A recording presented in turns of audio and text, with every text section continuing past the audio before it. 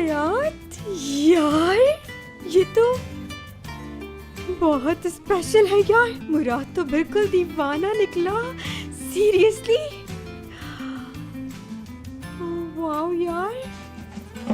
ओह हयात, इसे देख के तो ऐसा लग रहा है कि मुराद चाहता है कि तुम कहीं की मलिका लगो आज रात। वाओ जबरदस्त यार। ये तुम्हें खुद खोलना चाहिए।